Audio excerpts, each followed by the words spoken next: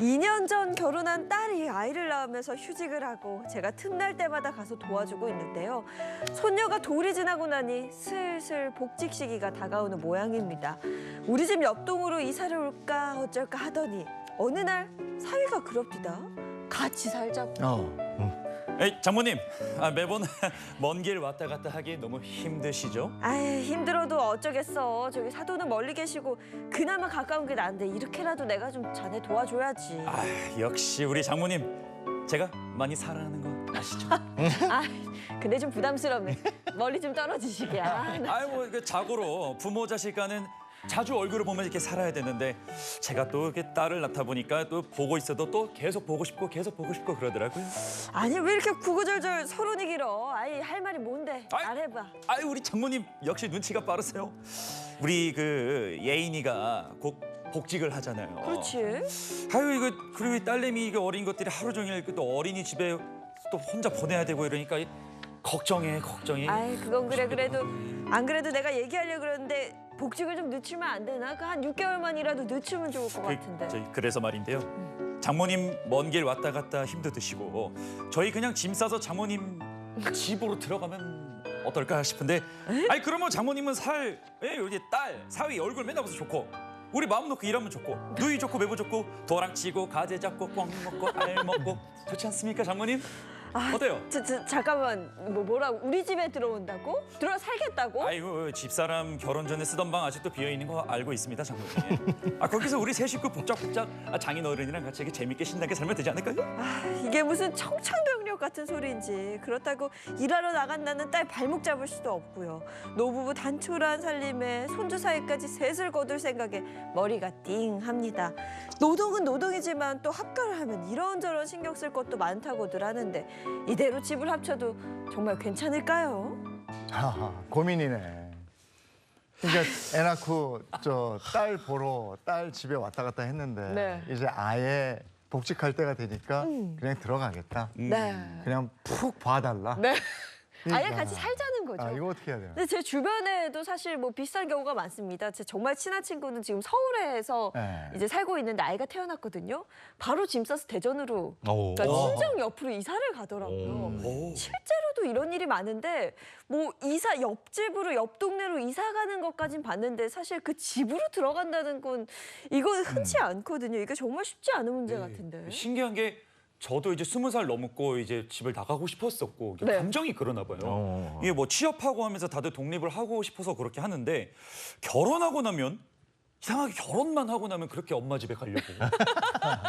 이상합니다. 또 독립이랑 달라요. 네, 이게 자취하신 분들, 독립해보신 분들은 알겠지만 사실 생활비, 거주비 이런 게 사실 만만치가 않거든요. 그래도 혼자 살 때는 부담이 좀 덜합니다. 내가 벌어서 나만 쓰면 되니까.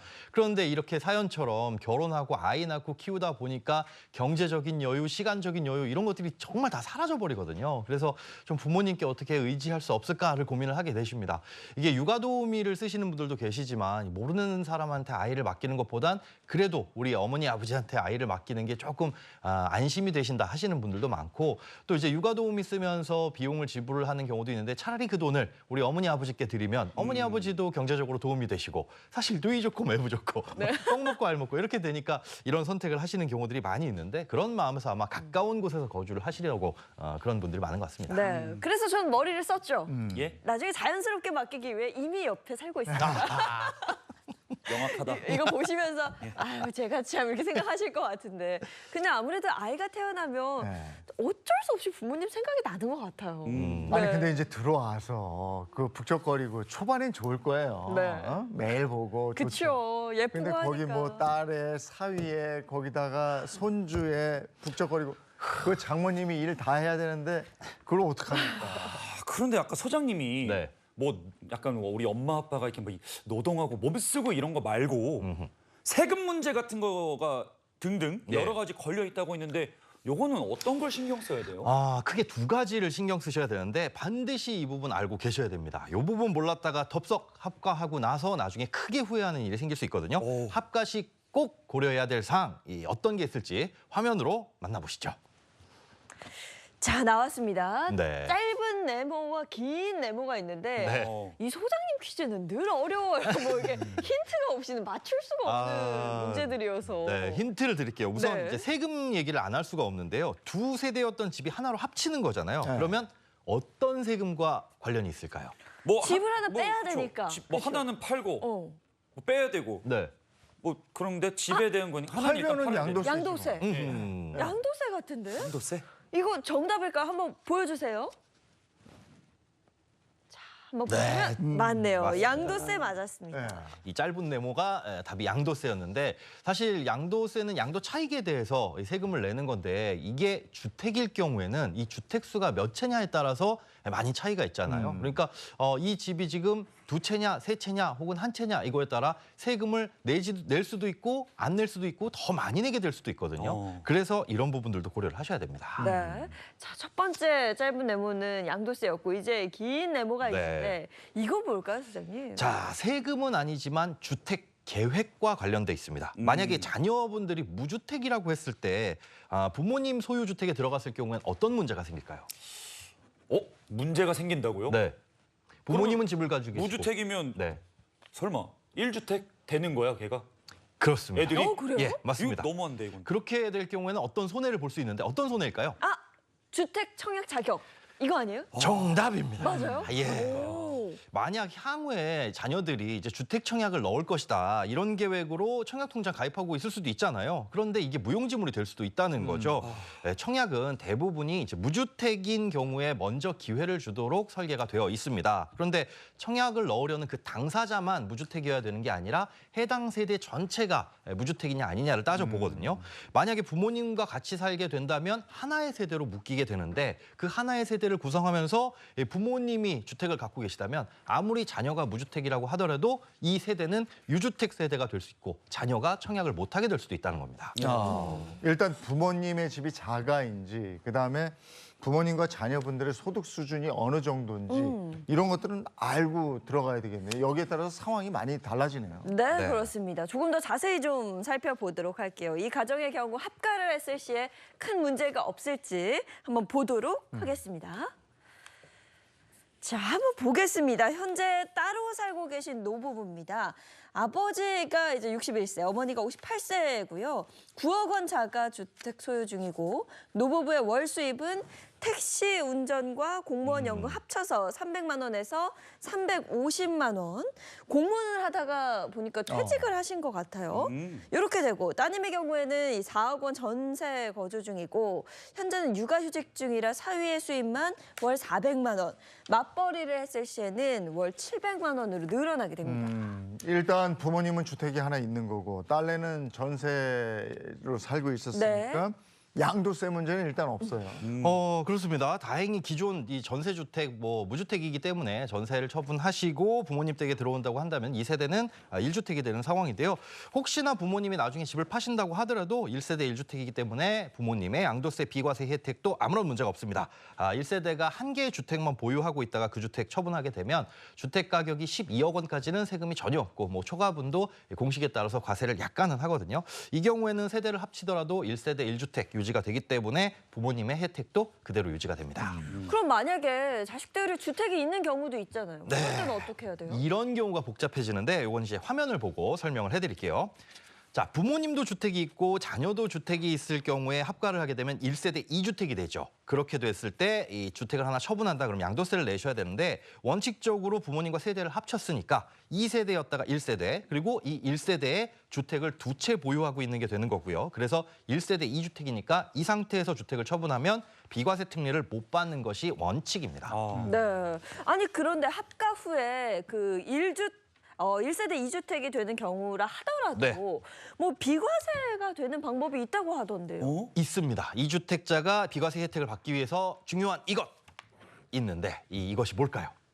그런 이건? 경우가 있으면 좀 안 좋은 말이지만 편법, 불법밖에 없지 않아요? 아닙니다. 그게 있어요? 합법적인 것만 알려드립니다. 그래요? 예. 아니 뭐 그런 거 있잖아요. 부모님의 연세가 너무 많으신 경우. 네. 그래서 부모님 그럴 모시기 때? 위해서 합가할 경우에 오히려 그쵸. 세금을 덜어줘야 되는 거죠. 네, 맞습니다. 이제 연로하신 부모님 모시고 살기 위해서 부모님 어디 편찮으셔, 누가 꼭 돌봐드려야 돼라고 한다면 당연히 부모님을 모시고 살아야 되는데 그런 경우에 이 세금 많이 내라고 하면 억울하잖아요. 그래서 이렇게 이 부모 봉양을 위해서 합가를 하는 경우에는 일시적 이주택자로 보고 비과세 특례 혜택을 줍니다. 이 동거 봉양 합가로 인한 비과세 특례라는 어려운 말을 쓰는데요.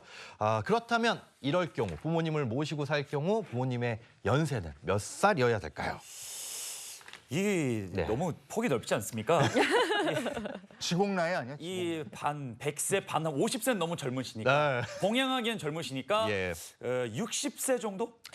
근데 65, 60세 너무 60대 는 젊으셔서. 젊죠. 젊어요? 네, 60세 아닐 것 같은데. 70세? 아니 65세. 젊지만 이 법이 옛날에 만들어졌기 때문에 사실 60세 60대. 예, 그래요? 만 60세 이상이거나 혹은 60세가 되지 않았다고 하더라도 중대한 질병을 앓고 계신 경우들이 있을 수 있잖아요. 그런 경우에는 자식이 부모를 봉양하기 위해서 같이 산다. 그럴 경우에 일시적 이주택 비과세 특례를 줍니다. 여기에는 또 조건이 있는데 그 처분하려는 주택을 반드시 2년 이상 보유를 해야 되고 또 합가일로부터 10년 이내에 한 개의 주택을 처분을 해야 됩니다.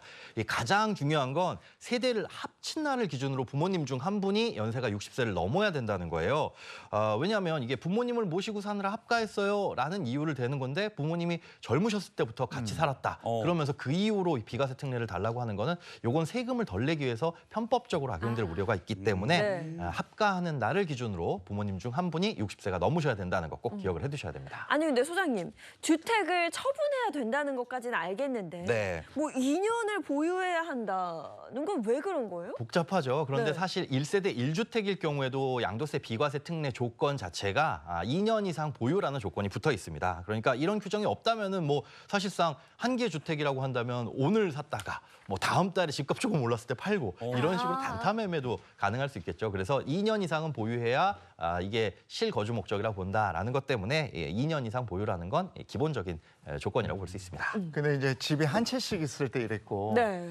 부모님이 집이 두 채일 수 있잖아요. 그렇죠. 맞아. 그리고 자식이 한 채가 있어요. 네. 이럴 때도 똑같이 적용돼요? 똑같이 적용된다고 말씀을 드릴 수가 없는데 결과적으로는 가능할 수 있습니다. 이게 주의하셔야 될 게 어떤 상황에 따라서 조금씩 다르게 적용될 수 있거든요. 근데 지금 말씀해 주신 것처럼 부모님이 두 채고 자녀가 한 채다. 이 경우에 합치면 1세대 3주택이죠. 네. 이런 경우에 만약에 부모님이 먼저 두 채 중에 한 채를 팔고 1세대 2주택이 된다. 이런 경우에는 아까 같은 상황이 되는 거잖아요. 이 경우에는 비과세 특례를 받을 수도 있고요. 어떤 상황에 따라서 조금씩 달라질 수 있다는 점은 알고 계셔야 됩니다. 일단 합가 시에 비과세 혜택을 받으려면 부모님이 어느 한 분이 60세는 넘어야 된다. 네, 네. 예, 요거 알아야 되겠고 60세가 안 된 부모님하고 살고 싶다. 그러면 기다려야 되고 60세가 안 됐는데 어떤 질병이 있다 그러면 네. 그거 증빙하면 네. 비과세 받을 수 있고 그렇습니다. 이렇게 되는 거네요. 네. 근데 이 앞선 사연의 경우에는 일단 따님이 무주택이기 때문에 양도세 부분에 있어서는 걱정을 하지 않으셔도 될 것 같아요. 네, 그렇습니다. 60살 되기까지가 좀 기다리는 게 무서워하신 부모님들이 좀 생기겠네요. 우리 아이가 말하면 어떡하지? 오늘 좋은 정보입니다. 네. 근데 한 가지 걸리는 게 있어요, 네. 선생님. 아까 청약 계획이라고 하셨거든요. 예. 근데 합가를 하면 1주택이 되니까 네. 무주택 세대주 자격이 없어진다는 게 이게 조금 그 부모님 입장에서는 약간 부모님 집인데 네. 억울하죠. 애들 입장에서는 억울해요. 그렇죠. 우리 집도 아닌데 그냥 그렇죠. 부모님 집에 얹혀 사는 건데 청약 기회를 우리가 날릴 수 있어라고 한다면 좀 억울할 수도 있지만 이게 뭐 악용할 수도 사실 있거든요. 이게 무주택 세대한테 주택을 먼저 공급해 준다라는 게 청약제도의 기본적인 원리고 취지인데 이걸 만약에 제한을 안 두게 된다면 악용할 수 있죠. 이제 부모님이 집을 갖고 있는데 청약을 받고 싶어. 자녀 명의로 한번 받아볼까? 우리 집에서 같이 살면서 이런 경우가 있을 수 있기 때문에 이 경우에도 한 개의 세대로 보는 게 원칙이다. 이렇게 알고 계셔야 됩니다. 이 딸내 부부는 청약 계획이 있다면 잘 생각을 해봐야 되겠네요. 네, 그죠? 네. 맞습니다. 이게 무주택인 딸 부모가 부모 세대와 합가를 해버렸을 때 무주택 세대주 자격이 박탈되는 바람에 주택 청약에 불이익이 있을 수 있는 건데요. 청약은 기본적으로 무주택 세대여야 되는데 자녀가 무주택이라도 부모님이 주택을 소유하고 계신 경우에는 유주택 세대가 되는 거기 때문에 특별 공급 같은 게 불가능해질 수 있습니다. 이거 장모님을 사랑하는 우리 사위님이 네. 그 아까 말씀하신 도랑 좋고 가지 좋고 매부 좋고 의 좋고 요거 아닐 수도 있겠는데요. 네, 큰일 그런데 나겠는데? 하지만 이 경우에도 예외는 있습니다. 방법이 있고요. 부모님이 60세 이상이시라면 부모님이 소유한 주택은 무주택으로 본다. 이런 규정도 있습니다. 아니 근데 제가 지금 좀 당황스러운 게 예. 현재 상황 보면 아버지가 61세고 어머니가 58세잖아요. 네. 그러니까 한 분은 61세여서 되는데 네. 지금 아직 어머니는 58세예요. 젊으세요. 그러면 이 경우에는 어떻게 돼요? 한 분만 넘는 건데 60세를. 양도세는 한 분만 넘어도 된다라고 말씀을 드렸는데 이 부분에서는 주택의 명의가 누구냐가 중요합니다. 주택의 명의자가 60세가 넘었으면 그건 무주택으로 보는데 아. 공동명의인 공동명의. 경우죠. 이럴 경우는 어떻게 되냐? 두 분 다 60세가 넘어야 됩니다. 그래요? 예, 그래서 지금 이분들 같은 경우에는 어머니가 만약에 어허. 이 공동명의로 소유하고 계시다. 그럼 이제 어머니도 60세가 될 때까지 기다리셔야 되는 거죠. 그러면 그 얘기를 하고 오지 말라 그러면 되겠네. 야, 우리가 이게 지금 어머니 나이 들기 싫으시겠다. 그것만 찾고 계신 거죠. 어떻게 하면 오지 말라고 할까? 야, 너희한테 불이익이 생기겠다. 아. 우리는 받고 싶지만 우리가 지금 공동명의자니? 아주 현명한 거절 방법이신 것 같습니다. 아 근데 보통은 이렇게 뭐 아버지 명의로들 네. 옛날에는 많이 하셨으니까 청약이 가능할 것 같은데 네네. 이 집도 만약 아버지 명의라면 네네. 그게 아니라면 어떻게 해야 돼요?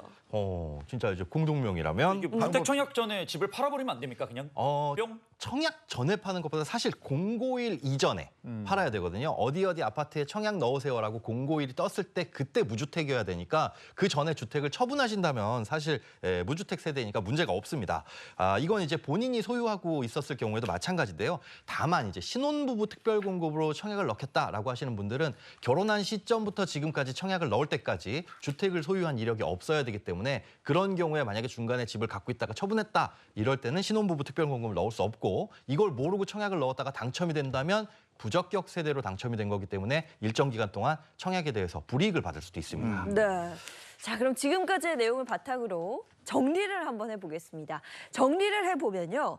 딸은 무주택이기 때문에 합가를 한다고 해도 양도세 부분은 신경 쓰지 않으셔도 되고요. 그렇죠. 주택 명의자로 추정되는 아버지 연세가 60세 이상이시기 때문에 무주택 세대주로 청약 자격도 인정이 되니까 이 얘기 해도 되나요? 합가를 해도 괜찮은 장모님. 상황인 것 같습니다. 자식 입장에서는 아무 손해가 없는 거예요. 네. 그러면 부모 입장에서 좀 손해 부분은 없겠습니까? 네, 생활이 좀 불편해진다. 요거 말고도 생각을 하셔야 될 게 있어요. 아무래도 합가를 해서 살면서 이 자녀들이 용돈이라든지 이제 아이 돌보는 명목으로 일정 부분의 이 수고비 이렇게 드릴 수도 있잖아요. 근데 이럴 경우에 좀 걱정되는 부분들이 있기는 합니다. 맞죠. 이게 예. 기초연금 같은 경우에는 소득이 있으면 못 받는 경우가 있잖아요. 오, 잘 알고 계시네요. 네. 그런데 기초연금이라는 게 일단 65세 이상부터 이제 지급이 되는 거기 때문에 지금 현재는 큰 문제는 없어 보입니다. 그리고 뭐 몇 년 후라도 자녀들이 주는 용돈 정도로 기초연금이 끊기지는 않아요. 다만 이제 증여세를 걱정할 수는 있는데 말씀드렸다시피 이 할머니 할아버지가 아이 돌봐준다 뭐 이런 것 때문에 그런 생활비를 드리는 것쯤이야 국세청에서도 얼마든지 그럴 수 있다라고 생각을 할 수 있어요. 하지만 이게 생활비로 쓰이지 않고 재산 증식의 목적으로 쓰인다. 그렇게 쓰일 수도 있거든요. 할머니 할아버지한테는 육아비 명목으로 드려요라고 한 달에 150만 원, 200만 원을 드리는데 할머니 할아버지가 우리는 생활에 여유 있어 손주 쓰거라 해서 손주 통장으로 요 돈을 그대로 이체시켜줘. 이건 누가 봐도 엄마 아빠가 자녀한테 재산을 증식시켜 주려고 이전해 주려고 하는 거잖아요. 네. 이런 경우엔 나중에 이제 증여세 문제가 발생을 할 수도 있는데 그렇지 않고 뭐 자녀 돌봐주시는 그런 이제 고마움의 대가로 드리는 정도는 문제가 되지 않을 수 있습니다. 네, 그렇다면 이 방송을 보고 계신 시청자분들께서 네. 놓칠 수 있는 부분이 있다면 좀 짚어주세요. 예, 지금 자녀분들 같은 경우에 전세로 살고 계시다가 들어가시는 거잖아요. 그렇다면 전세 보증금을 빼게 됩니다. 이 전세 보증금이 대출이 아니면 목돈이 생기게 될 텐데 이 목돈을 부모님께 감사한 마음에 아유 아버지 어머니 장모님 장인어른 요거 그냥 좀 저희가 사는 동안 맡아서 뭐 굴리셔도 되고 은행에 넣어두시면 뭐 이자라도 받으시니까 요걸로 좀 활용하시거나 아니면 대출 있으시면 그거 갚으시면 대출 이자도 줄일 수 있죠. 네. 이렇게 해서 부모님께 드릴 수도 있는데 이런 효심에서 드릴 때도 주의를 하실 게 있습니다. 이게 사실상 큰 돈이 왔다 갔다 하는 거 이것도 무조건 일단 증여로 간주를 하거든요. 그러니까 이렇게 드릴 때도 반드시 이 차용증을 꼭 쓰셔야 된다는 겁니다. 그러면 부모님은 돈을 빌린 셈이신데 네. 이자를 내야 문제가 안 되는 거 아닌가요? 또 차용증을 쓰는 것도 좀 웃기기는 해요. 저희가 들어가면서 사는데 이거 차용증 좀 써주세요. 근데 이건 이제 증여세나 이런 것들이 나중에 문제가 될 수 있기 때문에 쓰는 것이고 이자는 당연히 빌린 사람이 내야 되는 거지만 그 대가로 반드시 이자를 주는 게 아니라 그 집에 살게 해주는 거잖아요. 그러니까 그 대가로 좀 목돈을 빌려드렸다라는 식으로 차용증에 자세하게 기술을 해놓으시면 나중에 문제될 건 없습니다. 네, 지금까지 나눈 얘기를 바탕으로 해서 딸내 부부와 합가를 해도 문제가 없는지 결과를 한번 보겠습니다. 네, 결과입니다. 중간 점검에서 봤듯이 딸은 무주택이기 때문에 합가를 한다고 해도 양도세 부분은 문제가 없습니다. 그리고 아버지 연세가 60세 이상이시기 때문에 추후에 주택 청약 특별 공급도 가능한 상황입니다. 그래서 합가를 해서 살다가 아이가 좀 크고 좋은 주택이 나왔을 때 청약을 하시면 될 것 같아요. 다만 전세 자금을 빼서 부모님을 드린다든가 또 큰돈이 오갈 경우에는 꼭 증빙 자료를 남겨두셔라는 겁니다. 아이고, 합가를 해도 아무 문제가 없네, 이 댁은. 문제를 만들려면 같이 공동 명의로 명의 이전을 해야 돼요. 지분을 조금 갖고 오시더라도. 네. 문제 그렇게 없습니다. 하시면 해결할 수 있습니다. 문제가 없는 게 문제인가요? 아유 장모님 곧 들어가겠습니다. 꼭 먹고 알 먹고 누이 좋고 매부 좋고 장모님 사랑합니다. 무섭다. 아, 기다리세요. 무섭습니다. 네. 자, 오늘 나눈 그 이야기 외에 또 합가를 고려하고 있는 시청자분들께 전할 이야기가 있다면 좀 들려주시죠. 네, 이분들 같은 경우에는 이제 자녀가 무주택 세대였기 때문에 큰 문제는 없어 보여요. 그런데 이제 자녀들이 유주택이거나 아니면은 이제 부모님이 2주택 이상을 갖고 계셔서 합쳤을 때 2주택 이상자가 된다라고 할 때는 양도세 이슈가 분명히 발생할 수 있는데 그게 단순히 동거봉양은 양도세 비과세 특례를 해준대라고 해서 끝날 문제는 아니거든요. 이런 경우가 발생했다라고 한다면 무조건 세무 전문가 상담을 받아보시고 신고를 할 때도 이상 없이 신고를 하시는 게 가장 중요합니다. 근데 이게 궁금하네. 부모가 1주택이 있어요? 네. 자식도 1주택이 있어요? 네. 근데 요 주택을 네. 따로 이제 임대를 주고 예. 좀 더 큰 집으로 내가 임대를 해서 가는 거야. 네네네네. 둘 합쳐서. 네. 그럼 괜찮잖아. 이거 너무 어려운데요? 그렇게 임대를 주고 다른 곳에 전세나 월세로 산다. 그러다고 하더라도 이 세대가 보유하고 있는 주택은 2주택이기 때문에 그쵸. 예, 앞서서 그런 조용들은 피해갈 수가 없습니다. 그래서 하나는 처분을 네. 해야 빠져나갈 되는 거. 구멍이 없네. 편법은 안 돼요. 네. 여기까지 하겠습니다. 고맙습니다. 네, 고맙습니다.